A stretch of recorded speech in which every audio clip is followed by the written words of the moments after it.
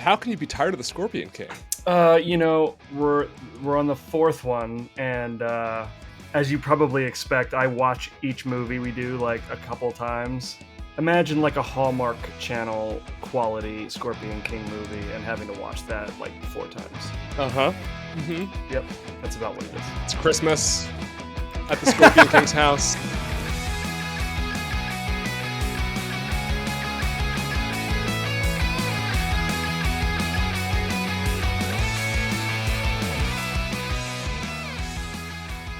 Welcome to 1999, the podcast, a very special episode. We are finally going to be covering one of the pivotal cultural moments of 1999. And to help me do that is friend of the show, fellow CageClub podcaster, the other half of the Monsters That Made Us podcast. We recently had your co-host on for an episode, Dan Colón. Dan, what is new aside from watching nonstop Scorpion King movies? What else is new in your? Thanks, John. It's good to be back. You watch enough Scorpion King movies, you start to question your life decisions, right? But no, we're committed to this for the show. For listeners who are not familiar with our show, the Monsters That Made Us, we talk about all the Universal monsters, and this season, my co-host Mike and I decided that we wanted to talk about like the complete extended universes. So not just like The Mummy, we've got the Scorpion King, and he's got 4 sequels. Well, I think a prequel and 3 sequels, however you want to think about it. But so we decided to just go whole 9 for better or worse. And honestly, not as bad as you might think. I mean, it does get a little bit taxing after watching the same, 4th Scorpion King movie a couple times, but they are fun episodes to record. They're breezy, and they're kind of a nice break between big tentpole episodes. So so that's what I've been up to. not much else. I appreciate you committing to the bit. I mean, I knew you were going to do all 3 of the post 1999 Brendan Fraser mummies, but man, really getting deep into those Scorpion Kings is. That's commitment. We did. I think we justified it by saying, if we're going to examine what Universal is doing with their stable of iconic monsters, we should examine, their straight to DVD efforts to branch off into a new direction, for better or worse. It's part of the history of that studio. So, that's kind of how we justified it when we were planning the season. But it's been fun. So this is the last Scorpion King movie, right? There's no more. No, we have one more. There's a 5th one. And there's a new actor for the 5th one. So Matthias has been played by 4 actors. Actually 5 if you consider like the child who plays him in the second one, like in the flashback. Well, switching actors for the monster role is actually something of a Universal tradition. So yes, it is. And I saw that the actor who plays him in the final movie is somebody who played a character in Dracula Untold. So it's kind of like the old school studio system where you would have these actors who would show up in all the movies that put out by that studio. So it's a little bit like that, which is kind of neat. Nice way to think about it. All right, so we are going to be talking. This is going to be a fun little side venture today. This is a topic that we've been talking about for a long time. Now we both kind of came dressed appropriately. So I'm wearing, coincidentally, my Beatles 1969 t-shirt. Nice. 1969 being, of course, a relevant year for this topic. This is my t-shirt from Abbey Road that I got last summer, and you are wearing a Rage Against the Machine t-shirt. I dressed for this episode specifically. Yeah. So we're crossing the entire sort of Woodstock spectrum on this episode. We're going to talk a little bit today about Woodstock 99, universally considered the greatest Woodstock. So great that they stopped having Woodstock after Woodstock 99. It was so perfect. They never how did can it you again. improve on perfection? This here year is the let's see, 50. No, let's think. So 1969, 30th anniversary, 55th anniversary. It was Woodstock was 55 years ago. Oh, yes, it is now. Yeah, yeah. Right? I was trying to do the math here because I was like, oh, so like the reason why this matters to me is that we're going to talk a little bit about Woodstock 94 for a second, but Woodstock 94 was as far after Woodstock as Woodstock 99 is Oh from God. today. Oh, jeez. Okay.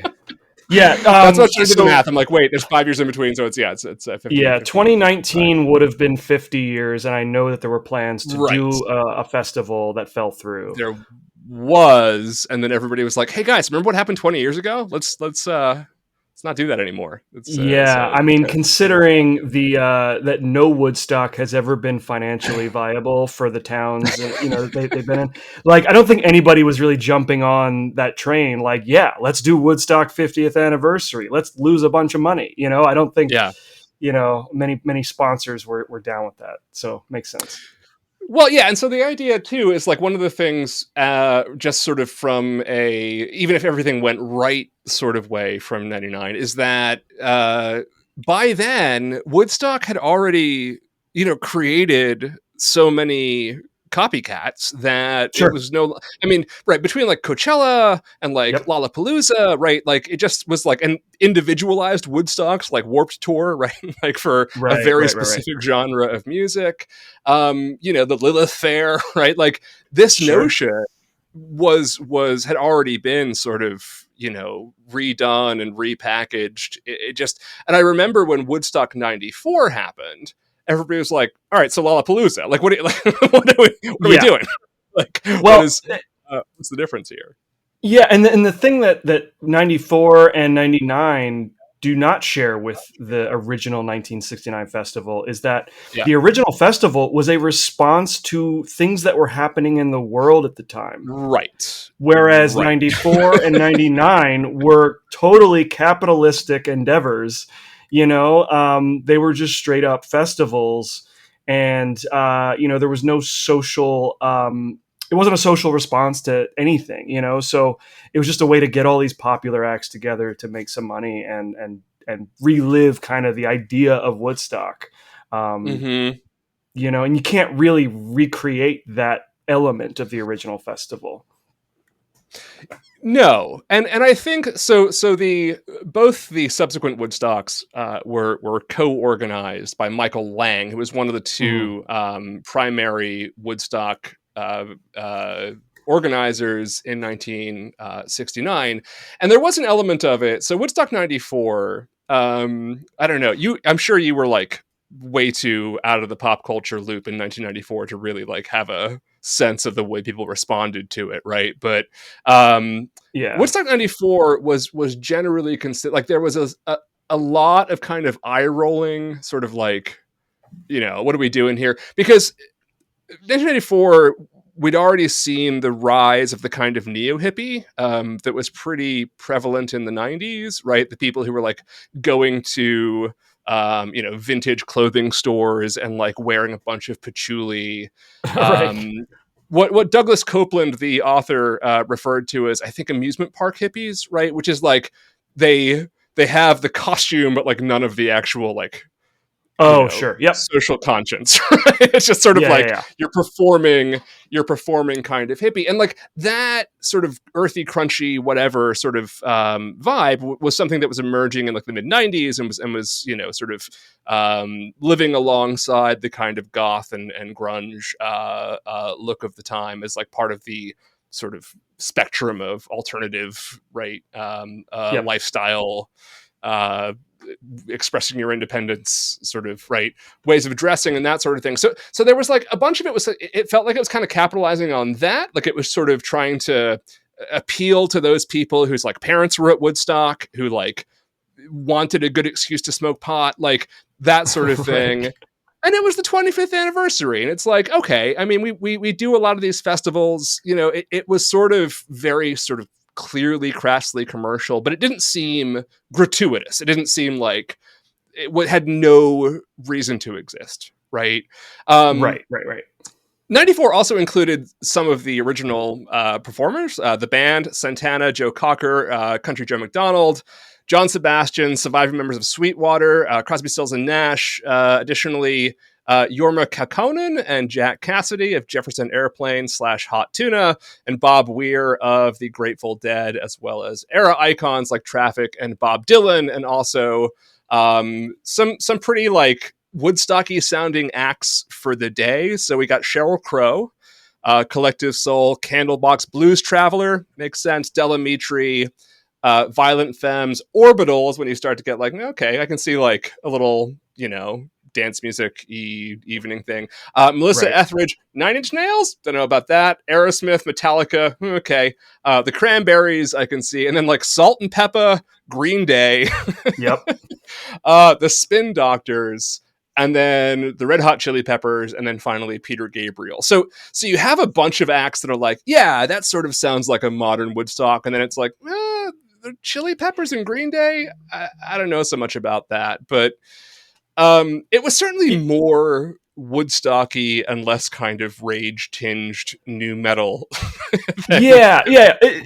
It sounds very much like, I don't want to get too cynical about the intention behind Woodstock 94, because I think 99 is really where it gets egregious, but 94 on paper does sound like a fun way to celebrate the 25th anniversary and build an event that people who went to the original festival, they could come with their kids and everybody can kind of enjoy something from that festival, right? I think on that all kind of makes sense. Yeah, it does. A lot of issues, but yeah, I think that's kind of where their heart was, and I don't think that's necessarily a bad thing.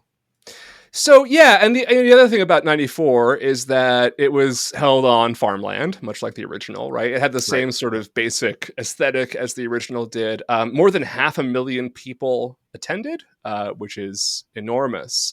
But within that number is also like part of the problem. And so if you haven't seen the Woodstock 99 documentaries on HBO and Netflix, there's 2 different ones.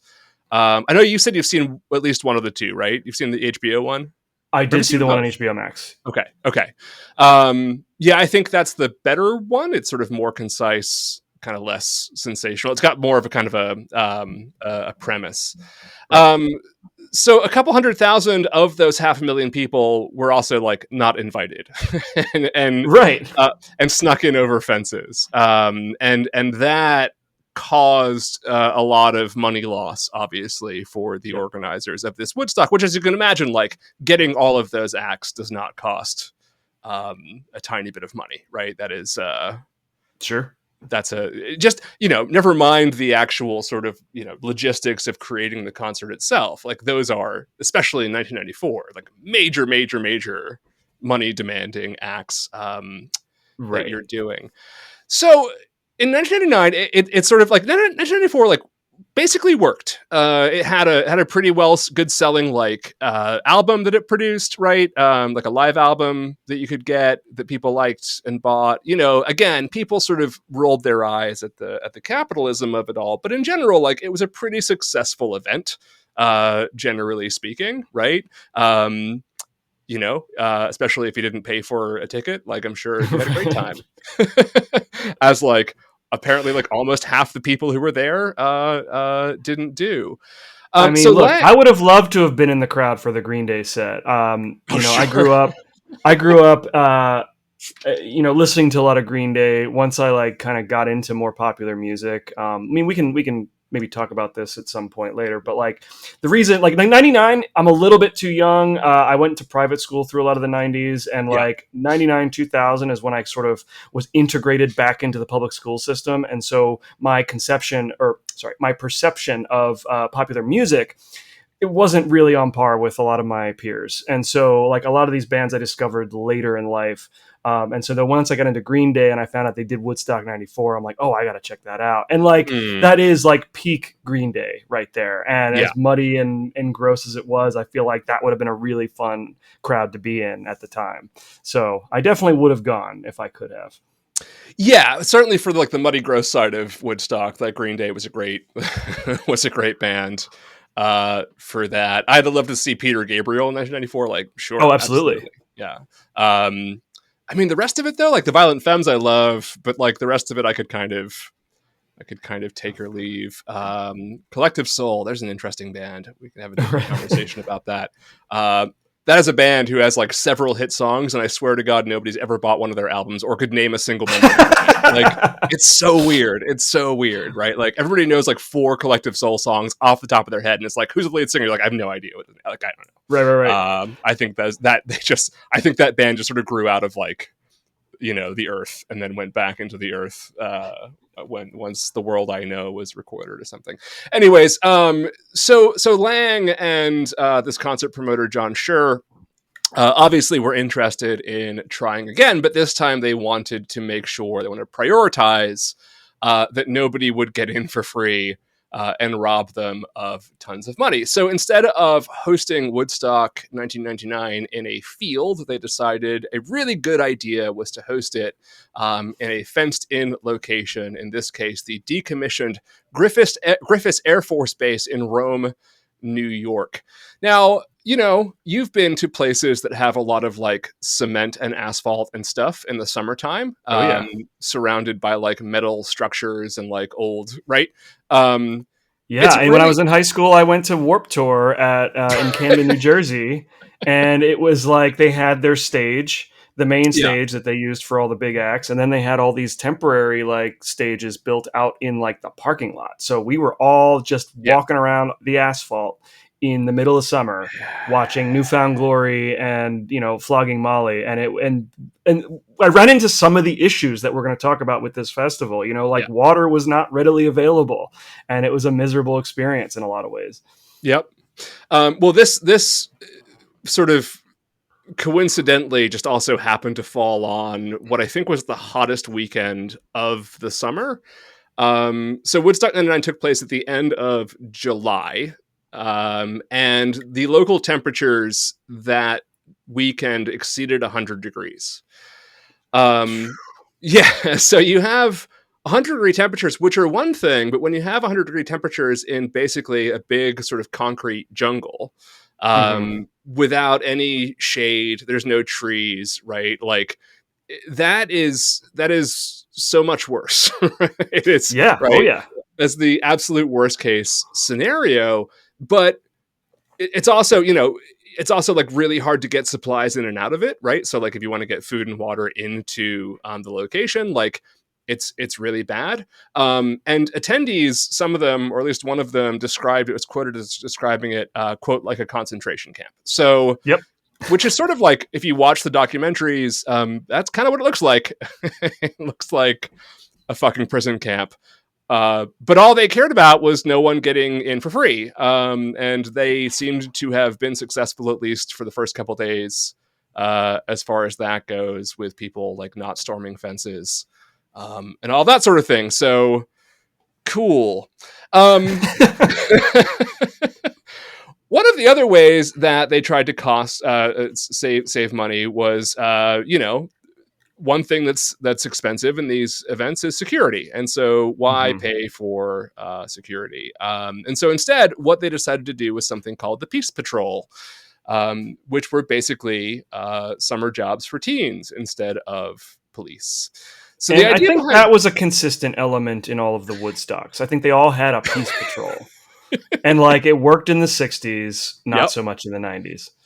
Yeah, but I also think that the Peace Patrol was not just bored teenagers with absolutely no qualifications whatsoever, like in the 1960s.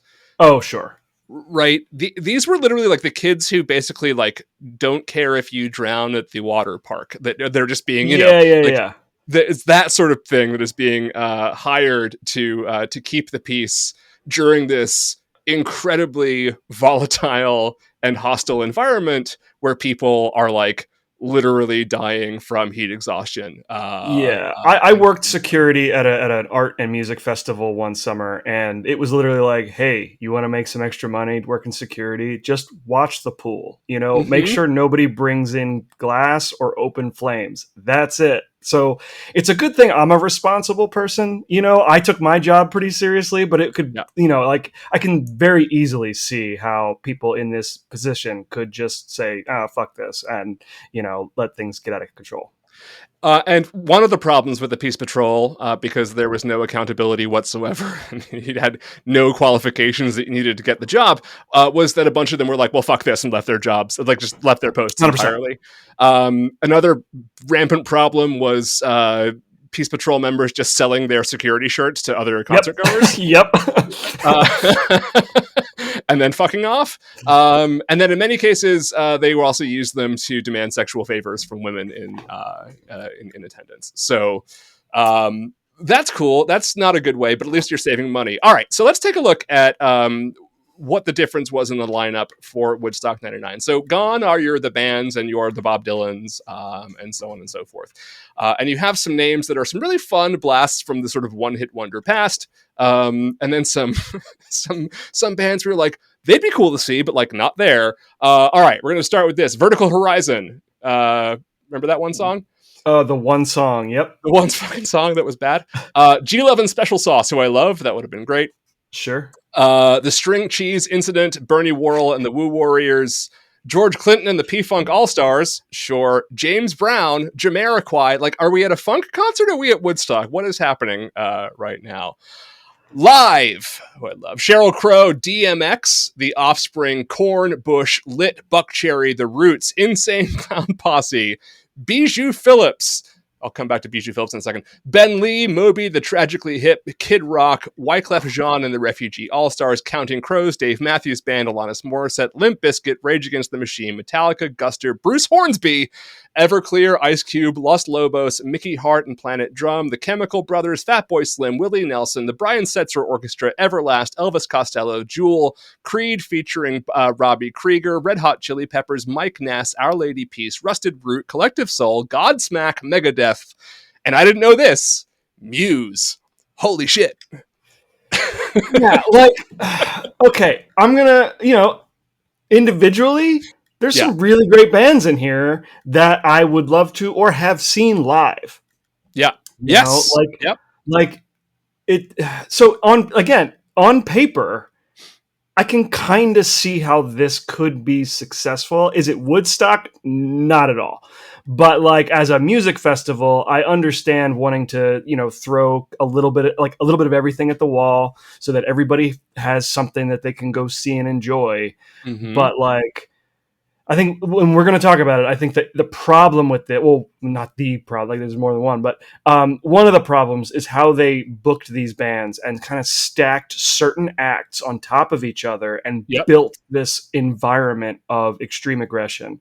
I think that's part of it. But yeah, there's some really great bands in here, and I don't want it to seem like this is this weird, shitty festival. Like I would see a bunch of these bands. So yeah, I think it's honestly mostly a pretty good lineup. Yeah. Do I want to go see Elvis Costello? Sure. Do I want to go see Elvis Costello the same time I'm going to see Muse? No. Yeah, absolutely not.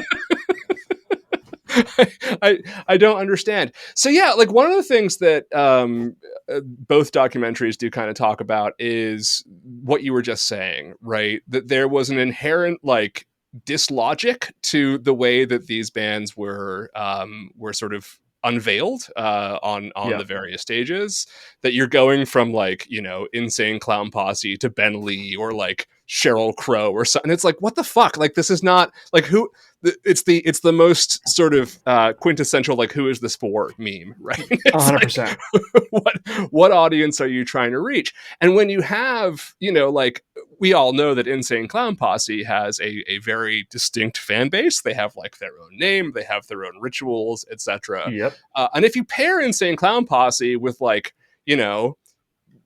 Alanis Morissette, right? Like even in '94, there's some outliers. There's some bands you're like, okay, like do we need do we need Metallica and Aerosmith here? But like, I can see people who are into like Crosby, Stills and Nash being like, oh, cool, Aerosmith, like whatever. Like sure. It's not. It doesn't make sense. But it's not so like if Aerosmith and Metallica are like willing to play your venue or your festival, then like of course you're going to have them, especially in 1994. This just sort of seems like, all right, let's take a look at like the Billboard Top 100 and just invite them all. Like what the fuck? Who cares, right? Like that's what the kids are listening to. So what could possibly go wrong if we have them all in the same place? Like I'm just gonna say, peace and love and happiness were not on anybody's mind when they booked all these artists. Like, some of them, sure, but like, you don't book Metallica, Rage Against the Machine, Limp Bizkit, Kid Rock, Megadeth. Like, when your vibe is like unity and, togetherness and all of that. Like, it was just not even a thought in anybody's mind when they were booking these acts. Yeah. There's a quote from Jamie Crawford in an article that Newsweek published last year when the Netflix documentary Trainwreck Woodstock 99 came out. It says the following: was it the music? Was it the fault of the organizers? Was it solely down to the crowd? And then he says, it's not one simple narrative. He said there was such a wealth of story and material. It's not a simple narrative. There is no one single version of the story. It's like with those giant medieval paintings where they are sort of myriad of vignettes that are happening at the same time. And you need to try and tie all those things together into something that represents the whole. I think fundamentally the takeaway from the story is that it's sort of a perfect cocktail of unfortunate events, missteps, and mishaps that individually might not have been problematic, but together combined to bring this thing tumbling down and leave it in a charred, smoky mess. And the Limp Bizkit factor was one of many. So, yeah. All right. So let's talk about a couple of the actual problems as well. Now, one thing worth noting is that Woodstock 99, had it been a city in New York State, would have been the state's third largest city. In terms of population. Jesus Christ. And as a Rolling Stone article about this says, now imagine turning off that city's water supply with temperatures hovering from the 80s to, in some accounts, hitting the 100s. Water became a necessity. Unfortunately, most festival goers didn't heed the warning to bring an adequate supply themselves. When people went to purchase water, they were met with a $4 price tag per bottle. That's $19.99. That's more than $4 today. So they had drinking fountains, but also one of the problems was that the drinking fountains themselves resulted in lines that were as long as lines to go see bands or go to the amusement park or whatever, right? Get on a ride somewhere. And so people weren't into that. Obviously, standing around at 100-degree temperature, surrounded by a bunch of tarmac and everything else, you don't want to wait in line. So people did what people do, which is they just broke shit and would end up breaking the water fountains out of frustration. And people need water, as it turns out. And if you don't plan for that in your festival, then it's not going to go well. I mean, obviously, this I think was the sort of the dehydration and the frustration around the dehydration, in what was already a tinderbox, is really sort of what made things kind of like you said, it is a combination of factors, right? So I think about let's say we eliminate all of these hyper aggressive bands that are headlining this thing, right? And then so you've got a bunch of hot dehydrated Sheryl Crow fans or Jewel fans. Are they going to be tearing up the parking lot? Probably not, right? By limiting the water supply and then hiring Limp Bizkit to play a huge set, you're just asking for trouble. I feel like that's so obvious now in hindsight. Mm-hmm. Do you know about I think it's mentioned in the HBO documentary, but the Insane Clown Posse incident with them giving away money? This is yes. So what I'm referring to here is another, I think, a really good indication of why this was kind of a perfect storm. So Insane Clown Posse, who again are there's interest. It's that's an interesting group in and of itself, right? There's you can documentaries about that. You can write books about Insane Clown Posse and the is it the Juggaloos? Is that what they're called? The Juggalos. Okay, yeah, Juggalos.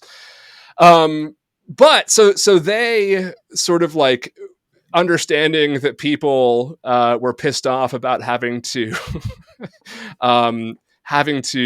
pay so much for basic necessities like water. I guess taped $100 bills onto beach balls and then tossed them out into the audience. which sounds cool of them to do, but of course, again, you have a bunch of like desperate, hungry, thirsty, broke, angry people, and so they start just beating each other up for access to the $100 bills, and further violence and chaos breaks out as a result. So, like, nice idea, I guess, but yeah. Well, they do say the road to hell is paved with good intentions. That's exactly what they're talking about. They're talking about Insane Clown Posse, Woodstock 99, the perfect example of that. Couple others, of course, Kid Rock, The Gift That Keeps on Giving, 25 Rob years Ritchie. later. So Kid Rock apparently wanted to take the aggression and frustration that already existed in the crowd of Woodstock 99 and amplify it. He instructed the kids who were there to pelt the stage with plastic water bottles, which generously can be read as some kind of like anti-capitalist protest against the fans being hosed, for lack of a better term, for water. But that also got people even more riled up than they would have been. Rosie Perez, on another one of the victims of the "Show Us Your Tits" crowd, who believed they were at, I don't know, some kind of college football game or something. So she, and this is the funniest moment that I know about, her response to "Show Us Your Tits." You know what she said? $3.99, Blockbuster, go rent, do the right thing, to the audience. Amazing. She's like, you want to see my tits? They're in this movie. You can go see it for $4 at Blockbuster. Speaking of things that no longer exist from the late 90s, Blockbuster Video. $4. Dave Matthews, another... yeah. Okay, I'm just gonna say it right now before we get into this. I fucking hate Dave Matthews. Yes. I don't have much of an opinion on him as a human being, but when I hear his music, I get into a rage. There's something about him. Not a fan. Yeah. Makes me want to sort of scrape my eyeballs out. That's exactly honestly. Right. I will admit that I like a couple tracks on the Under the Table and Dreaming, like the first Sure. album, or it wasn't the first album, but their first like big album. Ants Marching was a pretty good song, like for the time. I thought some of the stuff on Before These Crowded Streets, which was around this time, was pretty good because it was very different from what they normally do. Alanis Morissette's work on that album is pretty great. And yeah, it was more sort of ambitious, but yeah, generally speaking, the just sort of endless jam band, same goddamn lyrics over and over again, and just like the affectation in his voice, I just fucking hate it, man. Like I really hate it. Yep. And of course, he's also one of those people who you hate because of the fans, right? And like I will stand by that. I'm sorry, like I'm okay. A music act is the whole community of the music act, and like if someone's fans are fucking insufferable, like that should factor into how you feel about the artist. Yeah. It's the same thing with Taylor Swift today, right? Like I have nothing real bad to say about Taylor Swift. Like she's a good songwriter. She's like way more talented than most people of her ilk. I like a couple of her songs, but like, my daughter's fandom of her drives me fucking bananas.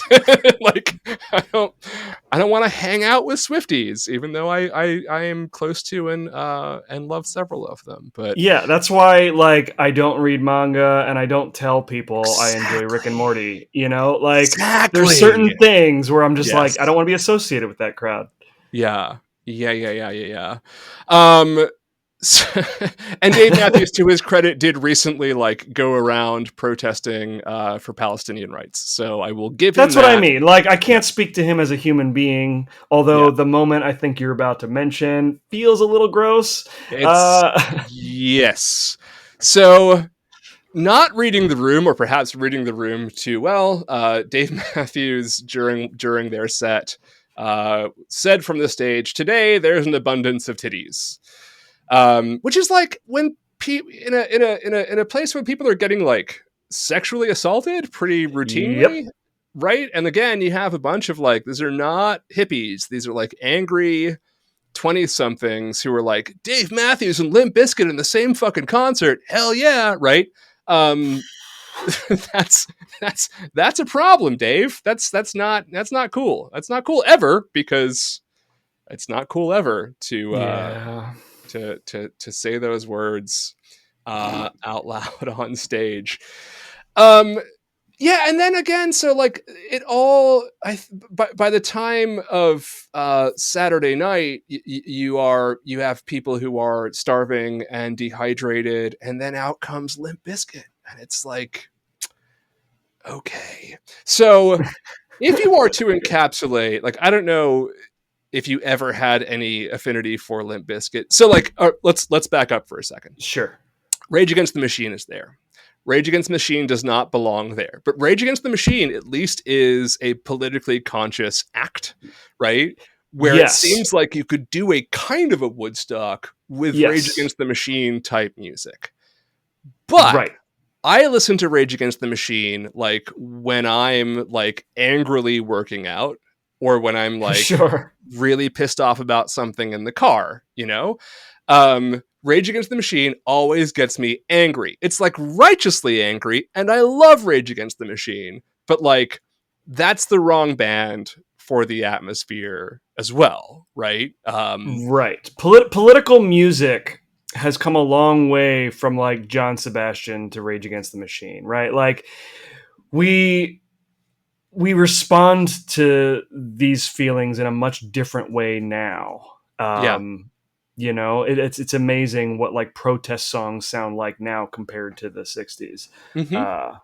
And yeah, it's not the Woodstock vibe. And that's part of what I was getting at before, is that I think the sort of idea of Woodstock is sort of impossible to create again, because culture has changed to such a degree that we just respond to uh, uh, uh, the wrongs of the world in a much different fashion now. We are a much Sure. angrier populace now than we were in the 60s, when you could get away with like flower power and peace and sit-ins and shit like that. Now we're like throwing bricks through glass windows and fighting the police and Yeah. like literally, you know, so just the culture has changed. And that's kind of what I'm getting at, is that I think Woodstock as an idea is fun, but doesn't work in 1999 or today for that matter.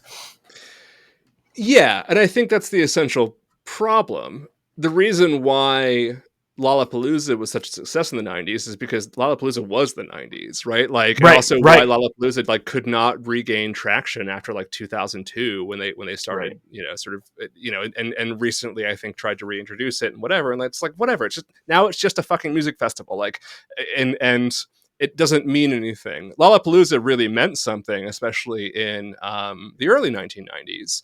And that's fine. And Rage Against the Machine fit in nicely there, right? I remember like Chili Peppers Chili Peppers really broke through to a national audience because of Lollapalooza. Like that's what really put them on the map for a lot of teenagers in the early 1990s. So like, it's not a Rage Against the Machine problem. Again, you're wearing a Rage Against the Machine shirt. We both love Rage Against the Machine. Yes. You know, there is a difference. You go from like Rage Against the Machine to Korn to Limp Bizkit, and you have what is sort of an alien landing on Earth would be like. This is the same genre of music, right? Like, okay, sure, right. But right. No, I get that. So like, there's a logic to like that. Korn, a band I don't like, but like can respect, because I think they have a sort of musical talent that I can like I can respect from afar, right? I feel like people who like Korn really hard like are people who like also are good at liking music. But Limp Bizkit was so devoid of any of what made either of those bands remotely worth listening to. And you know, I think the reason why people sort of why Limp Bizkit has become the sort of embodiment of what Woodstock 99 was and what it represented is not just because of like the, you know, the sort of violence that broke out because of them, but it's because, you know, when we saw the beginning of the 90s with like Nirvana and Smells Like Teen Spirit and Pearl Jam, and this sort of sense of like being pissed off at something, at the system, at whatever it was, and like what the system or what the man was kind of ill-defined, but it was a rejection of like something Yes. about the sort of consumerism of the 1980s that defined the aesthetic of the time. And that sort of feeling guided, I think, a lot of youth in the 1990s towards a sense of like, you know, more openness towards like their LGBTQ brothers and sisters, and like, you know, and like being less judgmental and less like concerned with how people like look and dress and so on and so forth. And there was a real sort of social change. But then by the time you get to, you know, Limp Bizkit, you have essentially the bottoming out of, you know, the artistry of alternative rock music, of the cultural significance of it, and it's just this hollow, empty shell of these dudes who are just screaming and crying about fucking nothing. Yeah, there was definitely a nihilism in the Yes. late 90s, early 2000s that I didn't really clue in on at the time because I was like 12, you know, like, or 13. I was coming into high school and trying to figure out what do kids like nowadays. And so, like, there was a brief period of time where I listened to Limp Bizkit and I'm like, okay, this is fun. As an adult, I see it more so as provocation for the sake of provocation. You know, That's a he great way just, to say it. Yeah. yeah, he just wants to be provocative, Fred Durst. Where like, but he would get lumped in with people like bands like Rage Against the Machine, or like Eminem, guys who, or people who had something to. They were angry, but they had something to say. Yeah. Yeah. Whether you agreed with that message or not, they were doing what they were doing to express a specific point of view. Whereas Fred Durst, I think, knew people hated him and just wanted to be annoying. You know, like, Yeah. I think Push he that just, button. Yeah. yeah, Yeah. he just wanted to make people angrier because he could. And Yeah. so, yeah, that's a dangerous cocktail at a Woodstock event. And I think so, you know, obviously these few days that ended early because of the chaos and the burning and everything else, Woodstock 99 did not make it through all three of its days. Um, you know, a lot of attention is paid, of course, to like the sexual assault that took place, and like, Yep. you know, that's something that it's like it's there, and you know, it's been covered endlessly, and you know, just like the violence and the aggression and the frustration and the anarchy, not in the good way, that took place. But I think that one of the keys that the HBO documentary brings up, which I think is really useful, is that part of the problem is that things had been going pretty well for Mm-hmm. young people, combined with this sort of anxiety and uncertainty about what was next, right? And so, like, Right. you know, this is like one of the things that we talk about, like on the podcast, is that one of the reasons why the movies were so great around this time is because they are sort of living in this like very uncertain space of like experimentation, plus like, what if we all die in Y2K? Like, what does a new millennium mean? Like, what, you know, when we start having to write 2000 as like the date, like that's just so like what it does to your brain, just sort of like thinking about that as a concept, right? And like it no longer being like the 1900s or even the 1800s. Like it's just this like, it's just this feeling of something very new and uncharted and uncertain. And at the same time, right, like, you know, the Clinton years were pretty good for like, you know, most white people, especially white Right. dudes. Like they weren't drafted to war. They weren't really being asked to do fucking anything, right? Like job prospects were pretty good. A lot of dudes were just like retiring after working for Microsoft for 8 minutes because like they could, right? Like on their Yeah. stock options. So, you know, a lot of that is like, it's not just getting dudes worked up to fight and be violent and express that sort of primal rage.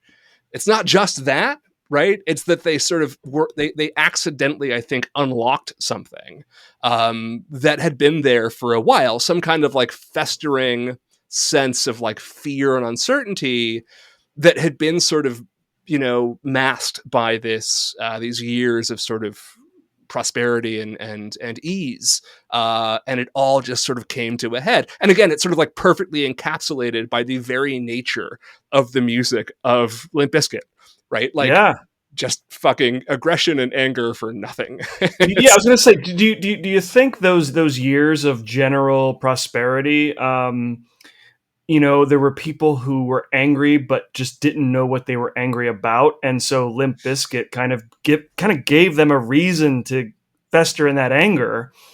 Because like everything, I mean, we know in hindsight, like everything was about to come crashing to a halt.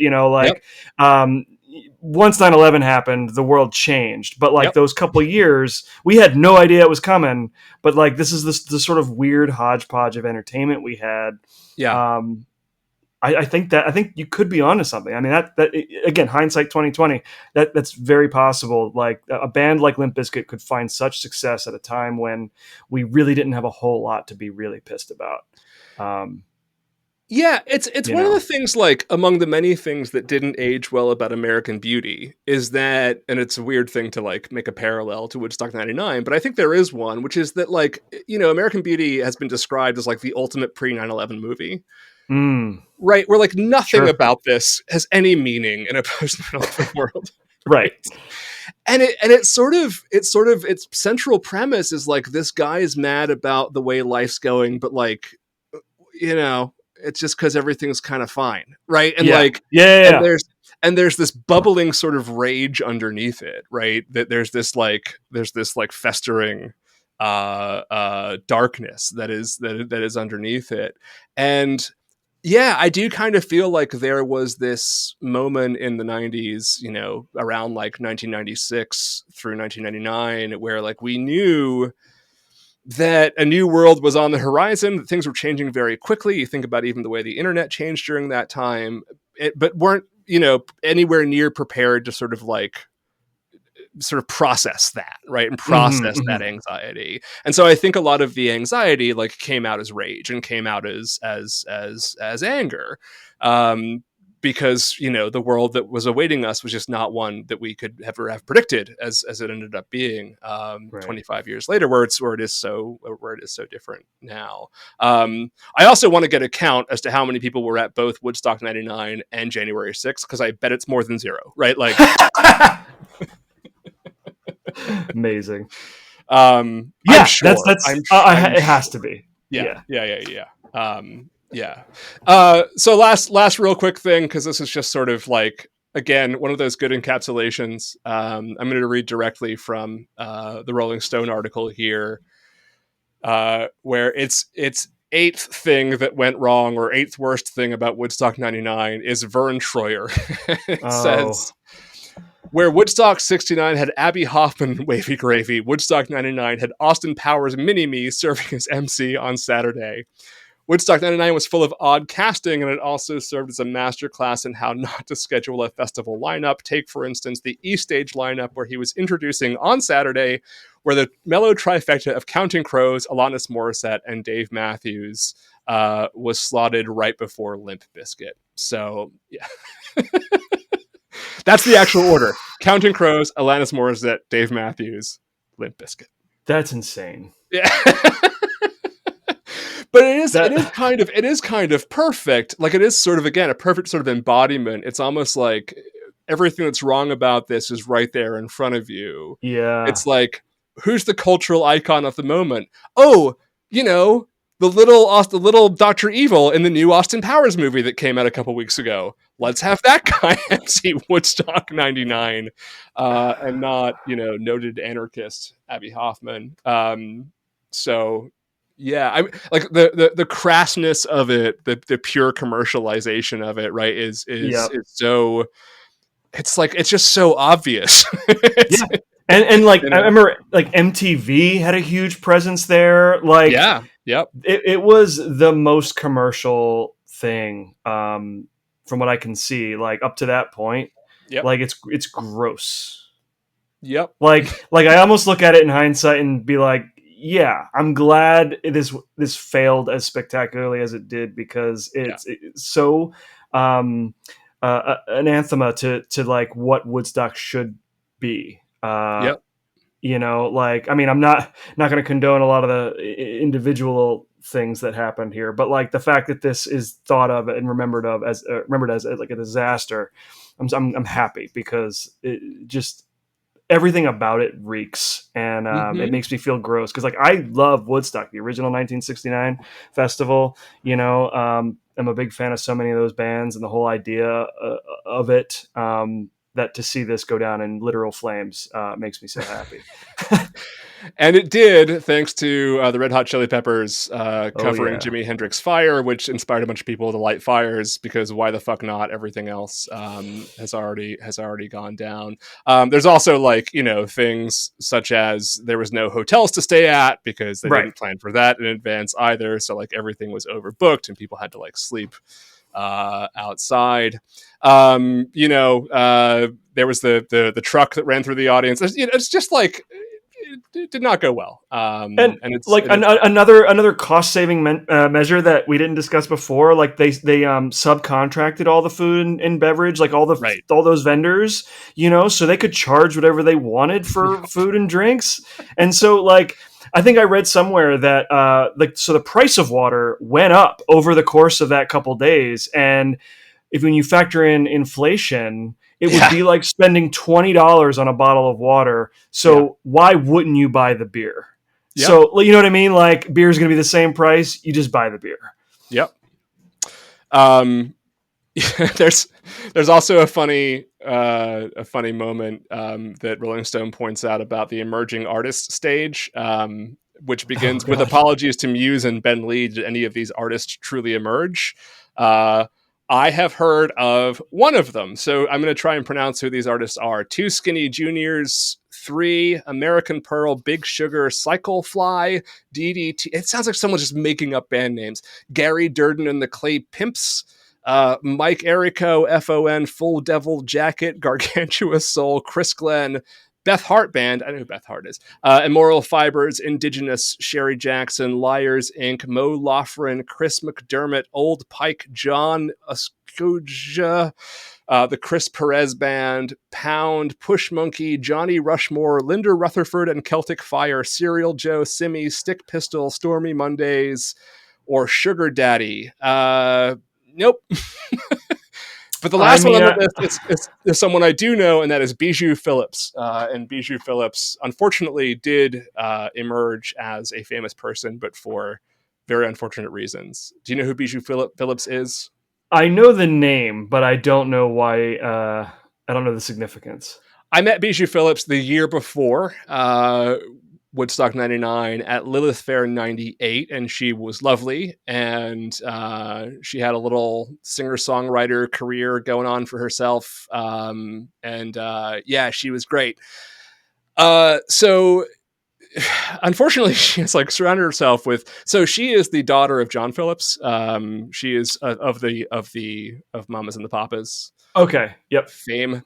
So she is of those Phillipses. She's China Phillips's sister. Youngest sister, and if you know anything about that family, oh boy.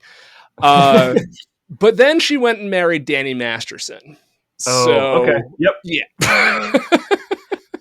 Got it. Shit has not gone all too well for Bijou Phillips. That's literally like the only name on that list that I ever heard of. So yeah, I'm looking at the wiki. Like Moby was on the emerging artist stage as well. Was he on the emerging? Oh, really? He was on the emerging artists. Okay. According to wiki. I mean, who knows how accurate this is? That's kind of wild because, well, I guess, because I guess like Play was right around this time. It had just come out, and it didn't become huge until like 2000, 2001. So that kind of makes sense if he was there. Yeah. I don't recognize anybody, but I hope they're doing well. Like I hope they all are successful in whatever it is they chose to do after this didn't pan out. Like if they're still making music, good on them. I hope they move to a town with good public schools for their kids. That's what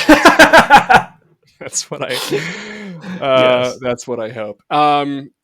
So anyways, I'm so fascinated by this because like I really do feel that this was a really important, like, between Columbine and like Y2K New Year's Eve, Yep. you know, and then of course like 9/11. Like this to me really is like one of those moments that in retrospect tells us a lot about what was going on and kind of how we got to where we are now.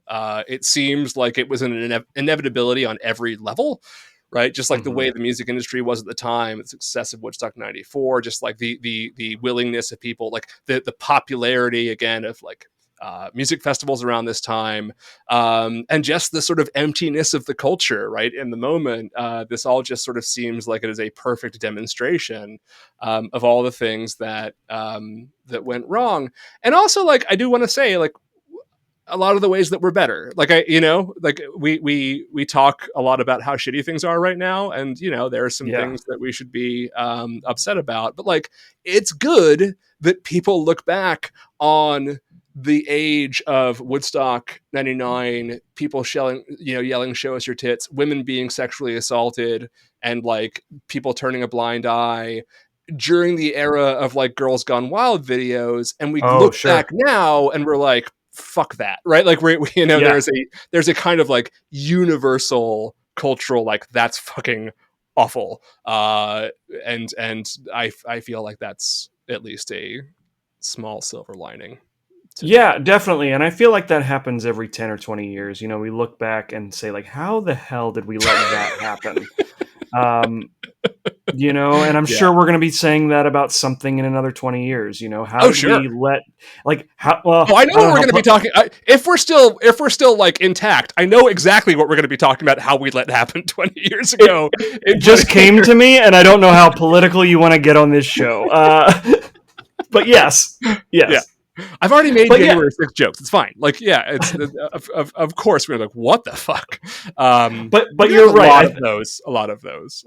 I don't want to credit Woodstock '99 with something positive. That feels weird. But I will say that I think you're right that we have certainly become more aware a lot of issues that became like so apparent because of this event. You know, like ever since, I feel like we as a culture we have definitely become more okay with saying this is wrong. We should probably fix that. You know, and you know that's a good thing.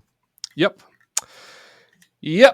But we still got Dave Matthews for some reason. We still got Dave Matthews, who fucking Kid Rock will not go away. It just occurred to me that Dave Matthews band has been involved in 2 pretty horrific poop incidents, and I think that's enough to just write him off altogether. Whatever it takes.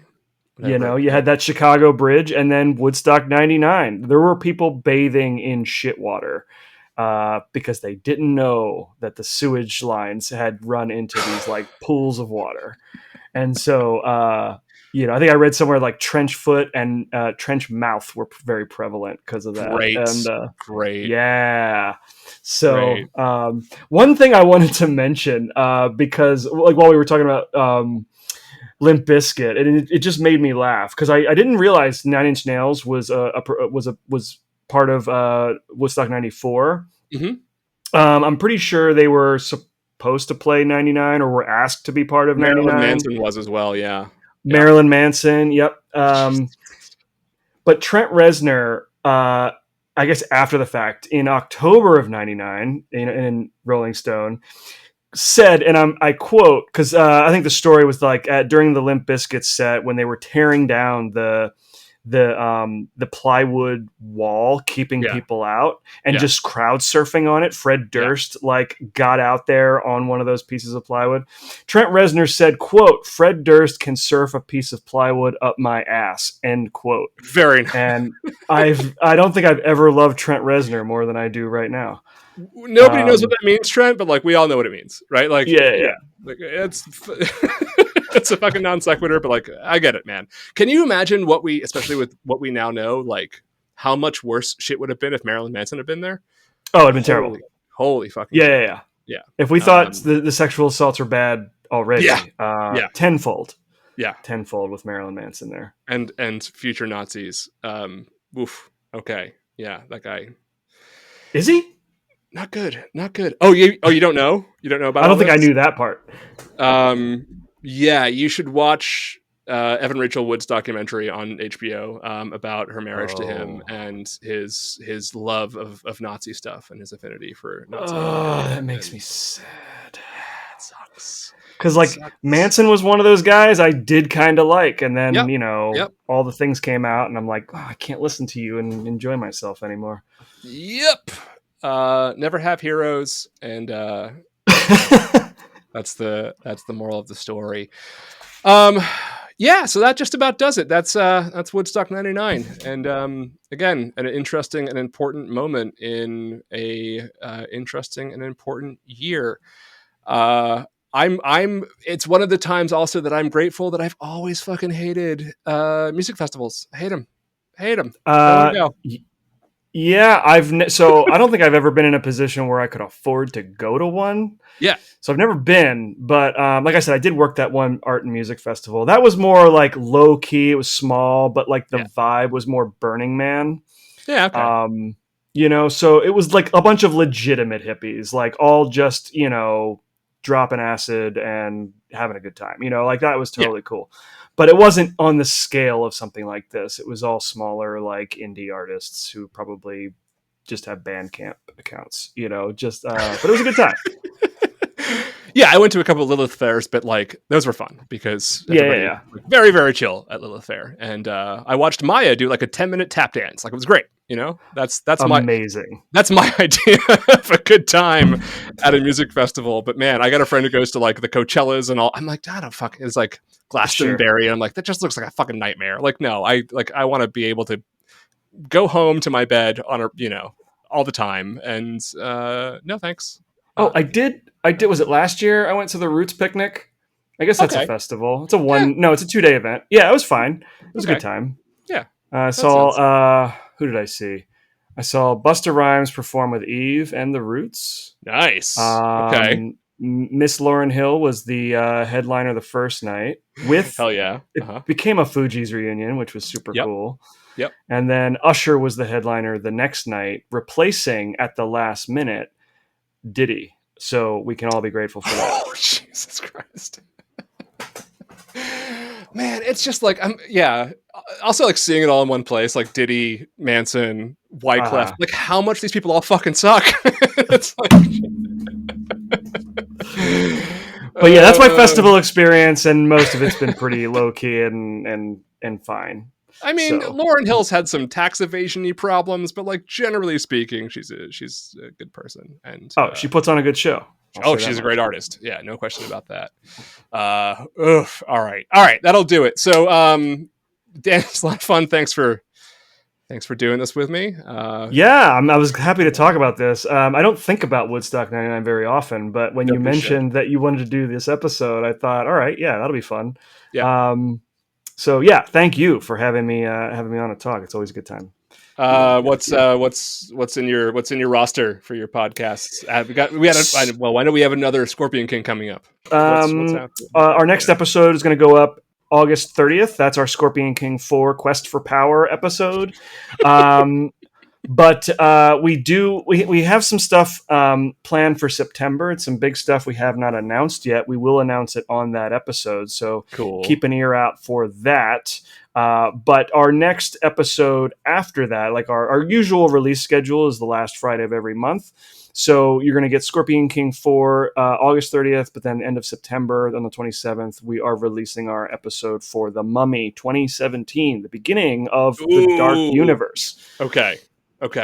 So we have, like I said, but we have some stuff planned for the month of September, throughout the month of September. So yeah, if you like the old Universal Studios monsters and you want to check that out, you can find everything for that show on the CageClub Podcast Network. Just search The Monsters That Made Us. We're on Twitter at Monster Made Pod. We're on Instagram, The Monsters That Made Us. Blue Sky, Monster Made Pod, I think.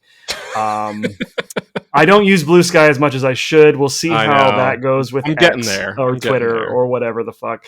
Every day I feel like I'm ready to jump ship from the whole Twitter thing. But it's where we get the most engagement. So I'm happy to be there until Elon does something absolutely shitty. So, than he already has. Yeah. right. Yeah. But this guy's cool. It's like boring Twitter without Nazis. That's yeah. But personal stuff, I'm on pretty much everywhere: Instagram, Twitter, at Dan Colón, Letterboxd as well.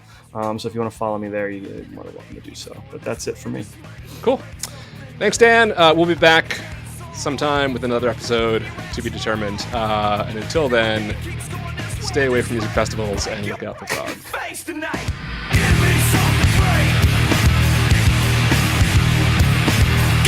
something